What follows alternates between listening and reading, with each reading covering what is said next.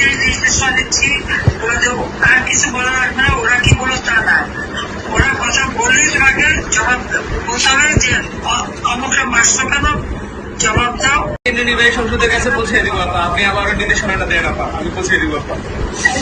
আবার এটাই নির্দেশনা দিচ্ছি, আর কিছু বলা লাগবে না। ওরা কি বলো তা না, ওরা কথা বললেই তোমাকে জবাব বলতে হবে যে অমুকটা মাসটা কেন, জবাব দাও। এই বোনদের এভাবে লাঞ্ছিত করছো কেন, পাকিস্তানি আলাদা বাহিনীর মতো, সেটা জবাব দাও। তোমাদের ওইটাই যাবে কমান্ড, ওইটা কমেন্ট যাবে। আমরা এখন অনলাইনে সরব থাকবো আর সেফ থাকবো সবাই, এটুকু আপনার নির্দেশনা আপা। সবাই সবাই সেফ থাকতে হবে। হ্যাঁ জি আপা।